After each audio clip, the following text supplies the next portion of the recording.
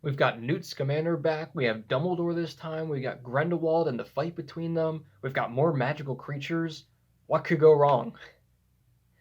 How could it go wrong? Why did it go wrong?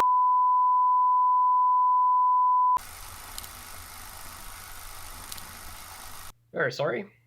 Don't know what came over me, but welcome back to the channel, everybody. Today, our movie in the middle is Fantastic Beasts: The Crimes of Grindelwald.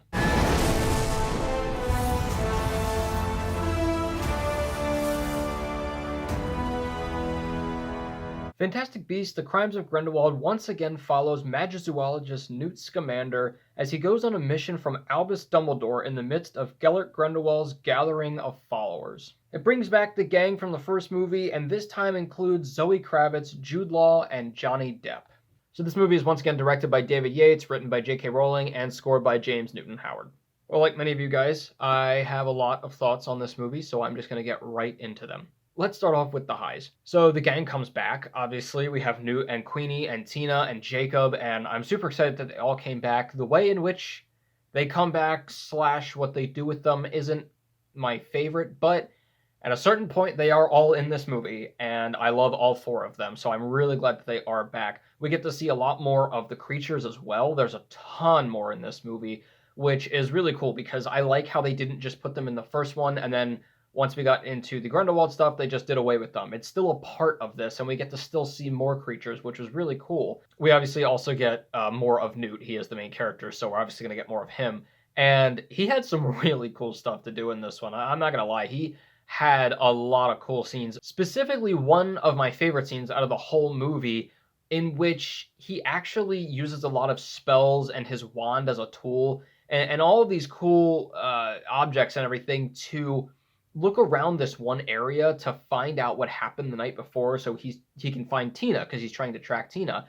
And I thought this was one of the coolest parts of the whole movie because he used this one spell, which is like gold sand all around, and he can see events that happened the night before. And then I think my favorite part is that he takes his wand and like sticks it into his ear, and like it opens up at the end, and he can like hear the stuff that happened the night before too. It's so cool. It was this weird like magical detective stuff, and I thought it was really cool. I always love the use of like tools and new objects that they can come up with. There are also a lot of really cool sequences in this movie. Even though the entire thing doesn't completely work, there are a lot of really cool little moments. I really liked the portkey sequence because we've only seen a few of them, but then a bucket being one of them, you step into it and it swirls and takes you where you need to go. I thought that was pretty cool. And the sound design for that was really cool. I know it's a really small thing, but I thought it worked really well. The other really cool sequence for me, even though I have a lot of issues with it, and I'm going to talk about that soon, is the end. I actually thought it was really badass, and there's a lot of cool stuff in it. I'll talk more about that in a minute when I get into the other stuff about it. Of course, in this one, we also get to see Hogwarts again. I was stoked when I saw it in the trailer. I didn't know we were going back to Hogwarts for some of it. It's only in it for a little bit, but then I think it's going to be in this next one, The Secrets of Dumbledore, way more. So that was really cool. We got to see more of the world of magic. We go to Paris this time, so it was cool to see like the French MACUSA or Ministry of Magic, what they do there, how it looks, the kinds of creatures they have. It was once again a really cool design. I think they do a really good job of fleshing out the world of magic and the differences in each one. It's really cool to see how all of them look and feel and their processes. But of course, two of the biggest highs of this movie are Jude Law and Johnny Depp. Jude Law plays Albus Dumbledore, and I actually think it was very well casted. I did not think that we were going to get a Dumbledore where he's younger, but I was going to still be like, yeah, that's Dumbledore. I could see that being Dumbledore. I didn't think they were going to be able to do it. But Jude Law is so good. Like, he definitely feels like a younger Dumbledore where he feels a little bit, I don't say cooler, but, he's younger, he's a little more hip to stuff. But he still has that wisdom, he still has that whimsy, he still feels like Dumbledore just a couple years ago.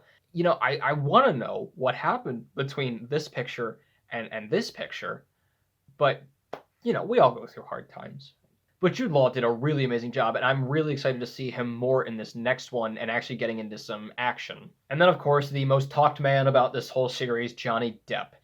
A lot of people liked Colin Farrell's Grindelwald number one, as I call him, more, and I can definitely see that. But Grindelwald number two, Johnny Depp, the actual Grindelwald, is really cool. He does not do a lot in this movie, so that is definitely a low, and I'll get to that in a moment.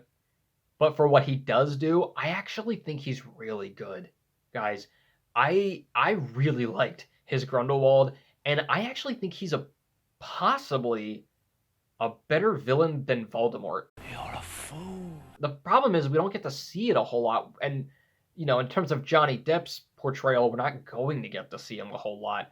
And that sucks because I actually think that Grindelwald might be a better villain than Voldemort. Fool. Because he's just got so much swagger and so much confidence, but he knows it. He doesn't need to be so dramatic and outlandish with everything. Voldemort is very cool, don't get me wrong. And I love his villain in the Harry Potter series, and he's terrifying. But Grindelwald is a little more realistic because he has this groundedness about him. He does everything where he knows that he has his followers. He's very cool about everything. He's a really good politician and a very good spokesperson. And like I said, he just has that air about him where he knows what he's doing. He knows it's going to work. And he's a lot more chill about everything. And I think I like that a lot about him. And like I said, he doesn't make a big deal about stuff. Like, he kills a 3-year-old in this movie, which is really dark. And he doesn't even do it himself. He has somebody else do it for him, but he doesn't even say anything. He just looks at the child, and the person that he has do it knows to do it, and that's it, and it's over. He's pretty terrifying. Also, just his look is super fucking cool. The hair, the 2 eyes. I mean, that's just cool. Okay, let's get into the lows, because that's a little bit more. I'm going to spend most of the low section talking about things that don't make sense. And I think we all already know what most of them are, but I'm going to mention them anyway. Let's start at the beginning. One, this isn't that it doesn't make sense, but it really annoyed me. They put the Warner Brothers shield in the water. Okay, maybe that's a middle element. It doesn't make that big of a difference, but it's supposed to be in the clouds. Come on. All right, it's different, it's cool, it's something new, fine, it's a middle element. But for the real lows, starting with the Obliviate spell on Jacob, the reasoning for that coming off of him is ridiculous. If I remember correctly, I think it was that it made him forget the bad stuff, but he remembered the good stuff, and then Queenie just filled him in on the bad stuff. That's ridiculous. Now, I could have understood if it was something like he had such deep, like in Harry Potter, there is such an emphasis on the power of love. I could understand that deep love for Queenie triggers something in his brain when he sees her, that it overpowers a spell that's supposed to wipe your memory. I can see that. That would be pretty cool if they explained it that way, but they explained it stupidly. And then the fact that Queenie has a love potion over him, because he doesn't want to get married just yet. They made Queenie's character so dumb in this movie because it's like she's super frantic about everything all the time and super over emotional, and that wasn't her in the first one. Like I said, she was very badass in the first one, and I mean, she just did what she needed to do. And in this one, it's like she's just super whiny all the time, and she wants to get married right away. And the reason that Jacob doesn't want to get married is because he's worried that it'll look bad on her because he's a muggle. No match. Sorry, we call them muggles. Although that scene was very funny when Jacob wakes up and he sees Newt for the first time in a year or something, and he's like, "Where am I?" And Newt's like, "London." He's like, "Oh, I always wanted to go here." All right, rolling right along. Credence, I never talked about him in the first Fantastic Beasts because I wanted to talk about some other stuff, and he's more prevalent in this one, I would say, in terms of a plot device. I don't like Credence. I don't really like Ezra Miller to begin with, and Credence is kind of boring. I get he was the secret, Obscurus in the first one, and that was cool, but why the fuck are they bringing him back? I get that he's a really big plot device for the war between Dumbledore and Grindelwald, and I think having something that could beat Dumbledore as chaotic and destructive as an Obscurus is actually a pretty cool idea. It just sucks that he's inside this person that is just so annoying. Credence is just not that interesting. And I think the fact that they brought him back was not only misguided, but no one cared. And it didn't make sense. They blew him up at the end of the last one, and then a little bit of him escapes. Okay, I guess, but it's not like they blew up the smoke and smoke. They blew Credence up. He is the Obscurus. If they blow him up, I don't know. I feel like that wasn't even it wasn't even that it didn't make sense. It was never even brought up. Oh, and of course we get this nice little number. Aurelius Dumbledore. And I have just one thing to say to that. No. Like, you watch the end of the first one and he's dead. And there's this little shot of him floating away, and it's like, what are you supposed to get from that he's still alive? Then there are absolutely a ton of other characters brought into this movie for reasons. Like, the whole thing surrounds Credence, and everybody's trying to get to Credence. And that's a problem, because no one cares about Credence in the audience. And, like, okay, I guess he's the MacGuffin, fine. But all of the subplots getting to him, Newt, obviously, we care about. Tina, sure. Lita Lestrange. Zoe Kravitz. I liked it. We got to see her back at Hogwarts. We got to see her with Dumbledore, and he remembered her as a student. And obviously, she is marrying Newt's brother, Theseus, who is an Auror. So that whole thing was actually kind of interesting. I didn't really care that much, but, obviously he at one point loved Lita, and now Lita loves his brother. It wasn't really necessary, but whatever. She was fine. And then you have Yusuf Kama, who... There's this whole exposition scene with him and Lita and Corvus and Credence and a family tree and who's and what and where, and there's a boat and someone drowned, and it was not that interesting. I don't think we needed this. It was like one giant distraction to fill in to get to the end so that then we could get to the third movie. And here's the issue. Yusuf and Theseus and a bunch of other new people are going to be in this third one being our group. I don't care about half of them, and some of them are still going to be new. Why are you still introducing new people? Oh, and then you get this Ministry guy who is hired by the Ministry to go kill Credence, so he's going after Credence as well, and he may as well be a brick wall. Then, Nagini? She's in this movie? Yeah, she. She's not a snake. She's a person who turns into a snake. I fully believe that this was something that J.K. Rowling had from day one. She doesn't put everything in the books, and being a writer myself, there's a lot of stuff that and they may come up later, but they don't have to come up in the books right now. They're just part of the world. I fully believe that she, knew that Nagini was a person who, at some point, I guess, is permanently a snake. But where does this fit in? Why did we need this? I don't know. A part of me is like all these criticisms are really stupid because this is just part of the story and the expanding of the world, and it's obviously going to go somewhere, and that's fine. It just seemed really random. From this first one that was pretty grounded to this next one that has so many random people, way too many subplots, way too many surprises. I don't know why they tried to throw all this in here, especially over a subplot that no one cares about. I'm still not done. Then you get Nicholas Flamel, another surprise, another character we never thought we'd actually see. At first I was like, that's going to be kind of cool, because yeah, he is still alive back then. But then he just looks like this old ghost. And he was played off more as kind of funny, which again, the Fantastic Beasts series is a little lighter than Harry Potter, but he just gets played off as like funny and kooky and not powerful. I mean, literally, he finds out what's going to happen, and he starts to shuffle away, and then, like, half an hour later, you get to the end, and he, like, just walks in, like, Deus Ex Machina, and is like, we gotta put our wands into the earth, or all of Paris will be lost, and I'm like, I bet it took him 30 minutes to walk over there. I bet that's what happened. Lastly, before I talk about the big thing I want to talk about, McGonagall, she's in this movie, in the flashbacks. And if I have my calculations correct, and I know I do because I heard it from 7,000 other people, she's not born yet. My thing is J.K. Rowling did not have authority over her own writing and her own world and the continuity of her own world and the rules in it for this entire thing. It's like she didn't look at her own notes. Okay, then we get to the end. I will admit, even though it was very contrived, it was cool to have the end be Grindelwald's first rally because this is a big deal, but it's not the big fight or anything yet. This is just getting started. And it was cool that they led them all to the rally and, then they were trapped there. And then it's kind of you either have to go on his side or you're going to die. Okay, that was all cool. I got to be honest, the whole sequence, if you don't really think about it too much, is actually very cool to watch. That is mostly in part due to Johnny Depp because his performance again as Grindelwald, this is where he really gets to shine as this politician and this spokesperson, was very cool. And I mean, even the way that he did the blue flames and everything, he like does like with the wand, he does this as if he's like conducting an orchestra. Like I said, he just has this coolness about him that I like about Grindelwald.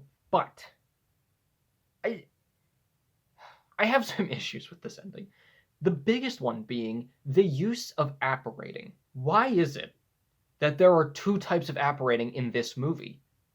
You don't believe me? Watch the scene. Half of them apparate like we normally see, and the other half have this weird poofing, shoot up into the air into smoke type deal. Why are there two types? Okay, that's number one. Number two, why is it that the R's are using the type that's going to get them killed? Why is it that Newt Scamander and a bunch of people who are not R's are able to escape, and R's, who are literally wizard police, cannot escape? Because they're using the slow apparating instead of the quick apparating. And then they kill off two characters. So spoilers, you haven't seen it, but obviously they kill off Lita, which I think was slightly a waste. I mean, I guess it was good in terms of Theseus and Newt's motivations. That was good. It just feels like, what was her point? What was literally the point of her character? And then they kill off another character, and I don't mean physically. I mean in terms of their character. Queenie just becomes, again, this, like, she's almost like a psycho. Walk with me! You're crazy. Like, okay, I guess I get that Grindelwald, again, is very persuasive. I get that, and she's going through a lot. Fine. I don't know. She just seemed very off the rails and just not herself. I don't know. It was weird. The whole sequence is simultaneously very cool and suspenseful and also really weird. It's a very weird ending because I'm like, here it comes, and then I'm like, cool. Wait, hold on, wait, but cool. No, wait, that doesn't make cool. Okay, so I think that's all of my lows. A lot of them are little things. A lot of them are just they mostly come out to the same big low as the writing and the pacing and what they decided to focus on in this one rather than, moving on to Grindelwald and Dumbledore right away. I don't know. I think they were trying to do too much in this movie. And the odd thing is that everybody I talk to, they're in one of two camps. They either like the first one and not the second one, or they like the second one and not the first one. And here's the funniest thing, is it's for the same reason. Whichever one you like, it's because you think that it goes faster and the other one was too slow. Because think about it, the first one is a little slower in terms of, it's got like the really long case scene and there's not as many subplots going on. But then the second one is sort of slower in that it's got too many subplots going on and too many things that most people don't care about. The funny thing is this was the very first Harry Potter movie. I went to the theater. I went with my mom, and she didn't love the first one at first, but then she grew to love it, and then she watched this one with me. At the end, she goes, now that's what I'm talking about. That's what I wanted from the first one. And she turns to me, and I was like, it was one of the first times. No, I'm sorry. It was the first time ever that I'd seen a Harry Potter movie and didn't know how to feel about it. Now, Fantastic Beasts started in 2016, and I've actually found that there's a weird pattern that goes along with a lot of these reboots that started in 15-16. Think about it. Star Wars, Jurassic Park, Harry Potter. All of them had reboots in 2015 or 16, around that time. All of the first ones were a little bit like their predecessors, kind of almost the same, follows a different structure, but it's different enough that it's interesting, and then you also pull the people in who liked the originals because it has all these little Easter eggs and stuff, right? Good. And it's pretty good. It's not completely different, but it's pretty good. And then you're excited for the second one. And then in the second one, nobody really likes it. The Last Jedi, a lot of people hated what they did with it. Jurassic World Fallen Kingdom was not really good. And then Crimes of Grindelwald was disappointing compared to the first one. It's weird. The only third one we've gotten so far is Rise of Skywalker, which was for most people a big disappointment, but I liked parts of it. I'm really hoping that the next two of Secrets of Dumbledore and Jurassic World Dominion are a lot better than the Star Wars one. So we'll see. But I just found that kind of odd that they've kind of followed the same patterns, which I think says a lot. Okay, guys. So those are pretty much all of my thoughts on the Crimes of Grindelwald. I probably have a lot more, but I'll probably be talking about them in the review for the Secrets of Dumbledore as well, because they'll probably tie in a lot more, with the Grindelwald stuff and the Dumbledore stuff and everything. So let me know what you thought of Crimes of Grindelwald. Maybe you liked it better than I did. I'm going to give Fantastic Beasts: The Crimes of Grindelwald a 2 out of 4, making it my next true movie in the middle. Shout out to one of my other friends, David, who got me this Hogwarts alumni sweatshirt. I really do be getting a lot of Harry Potter shirts and sweatshirts from my friends. I have amazing friends. So in the comments below, let me know what you thought about it, and if you could choose to have any Fantastic Beast, which would you choose and why? And as always, keep your hopes high, your stress low, and movies right in the middle. I'll see you guys after the Secrets of Dumbledore.